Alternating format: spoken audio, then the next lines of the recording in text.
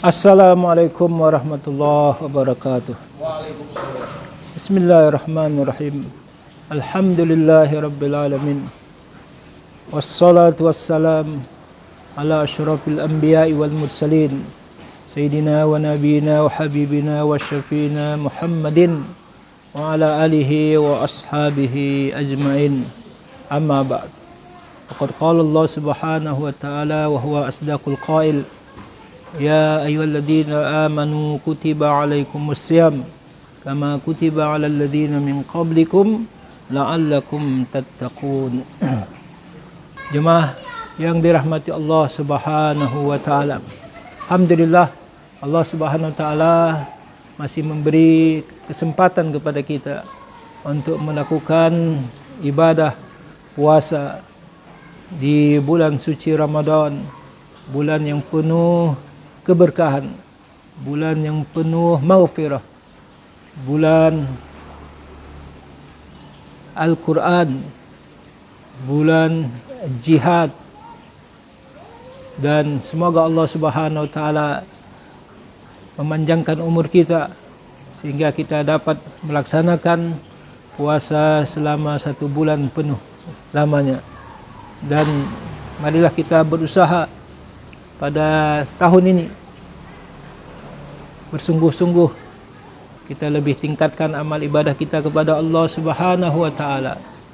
Mungkin tahun ini kita bisa melakukan puasa Ramadan dan kita tidak tahu apakah tahun akan datang kita masih bisa bertemu dengan bulan yang suci ini.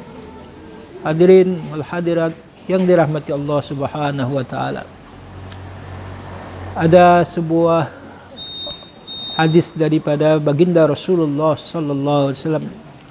Hadis ini diriwayatkan oleh salah seorang sahabat beliau yang sangat dekat dengan baginda Rasulullah yang bernama Sayyidina Abi Hurairah radhiyallahu anhu. Beliau meriwayatkan bahawa baginda Rasulullah sallallahu alaihi wasallam berpesan dengan sabda Nabi kita, "Man kana yu'minu billahi wal yawmil akhir falyaqul khairan aw liyasmut. Wa man kana yu'minu billahi wal yawmil akhir falyukrim jarahu. Wa man kana yu'minu billahi wal yawmil akhir falyukrim dhaifahu." Hadis ini diriwayatkan oleh Imam Bukhari dan Imam Muslim. Ada 3 pesan Nabi kita yang pesan ini merupakan sangat inti dalam ajaran agama kita. Bagaimana kita bagus hubungan kepada Allah dan bagus hubungan kepada makhluk Allah Subhanahu wa taala. Di dalam hadis ini Nabi ungkapkan siapa yang beriman kepada Allah dan hari akhirat.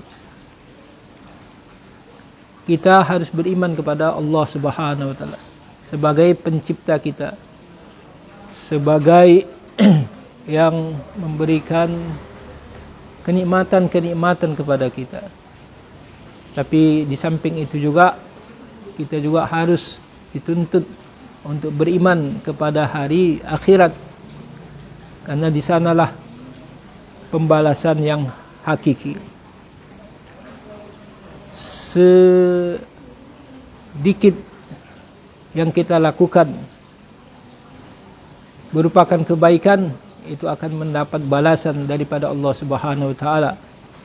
Dan begitu juga sebaliknya, sedikit yang kita lakukan dalam masalah kesalahan, itu juga akan mendapatkan balasan daripada Allah Subhanahu wa taala.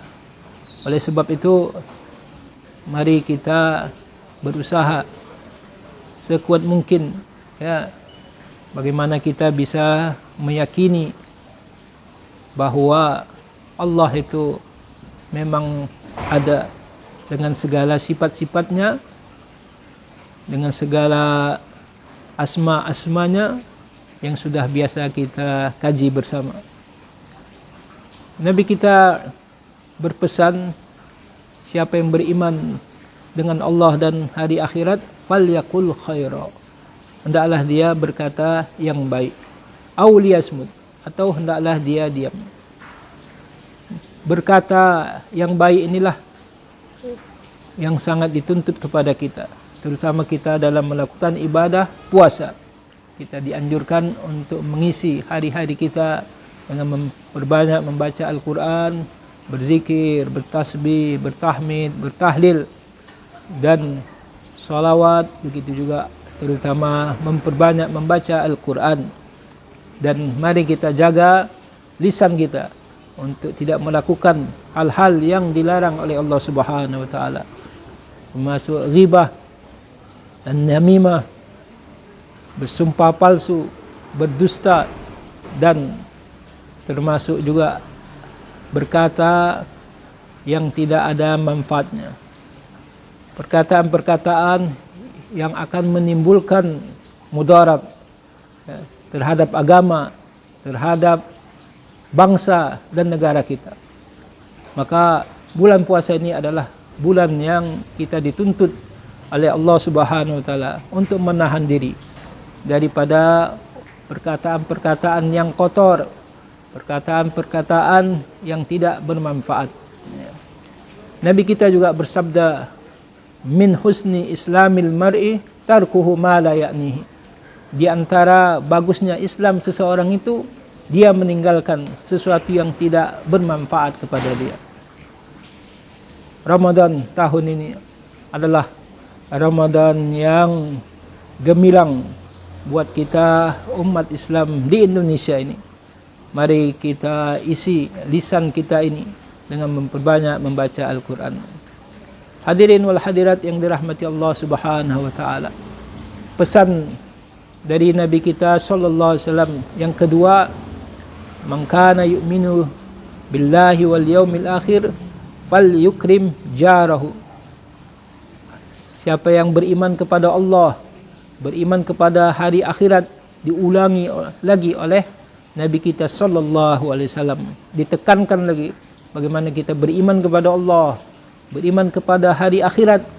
Kalau kita beriman kepada Allah, beriman kepada hari akhirat, apa yang harus kita lakukan? Di antaranya pesan Nabi kita, fal yukrim jarahu, hendaklah dia memuliakan tetangganya. Tetangga ini adalah orang yang sangat dekat dengan kita. Tetangga itu bisa satu rumah dengan kita, ya, bisa bersebelahan rumahnya dengan kita, dan tetangga kita itu juga bisa berjauhan. Yang kata Nabi kita, ya, 40 ke kanan, ke kiri, ya, ke depan, ke belakang, itu termasuk tetangga kita. Mari kita berusaha untuk menjaga keharmonisan kita kepada tetangga kita. Apalagi tetangga kita adalah tetangga yang tidak satu akidah dengan kita, ya. Ada tetangga kita yang sama akidahnya sama kita. Dan yang paling inti lagi, bagaimana tetangga kita itu, ya, di samping dia satu akidah dengan kita, dia ada hubungan famili, hubungan kerabat dengan kita. Ini lebih-lebih lagi kita dituntut untuk menjaganya. Mazala Jibril, senantiasa malaikat Jibril ketika turun kepada baginda Rasulullah SAW, malaikat Jibril senantiasa berpesan kepada Nabi tentang masalah tetangga, sehingga Nabi kita menganggap atau zonantu, sehingga aku menduga bahwa tetangga itu mendapatkan warisan.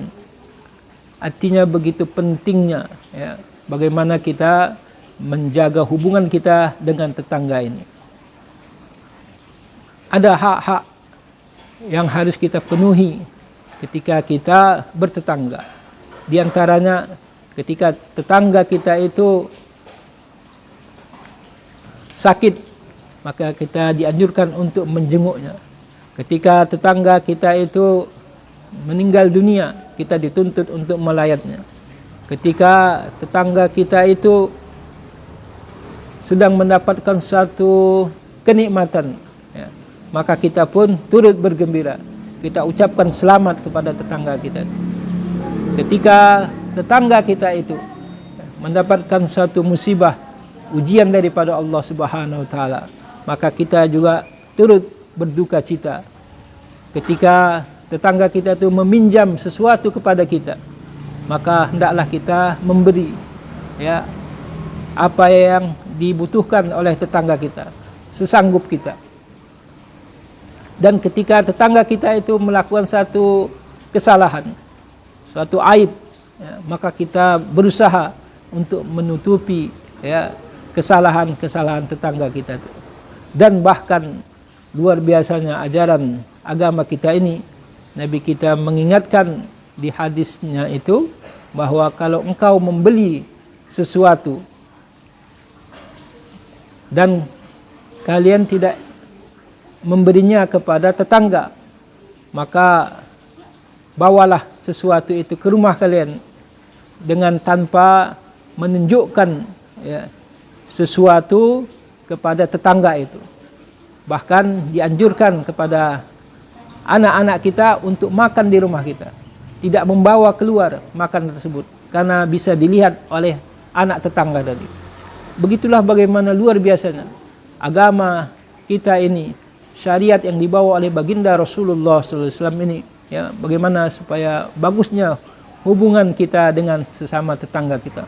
Ramadan yang mulia ini, mudah-mudahan Ramadan yang bisa membawa keberkahan, bagaimana kita menjalin hubungan yang baik dengan sesama tetangga kita.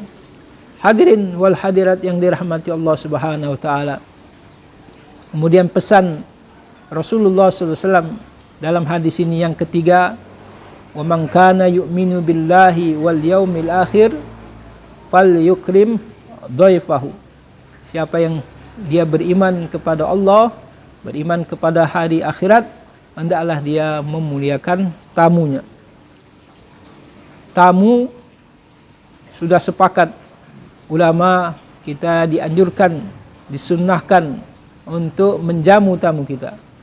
Apalagi tamu yang datangnya cukup jauh, tamu yang dia musafir ke tempat kita, maka kita berusaha sekuat mungkin untuk menjamu tamu kita.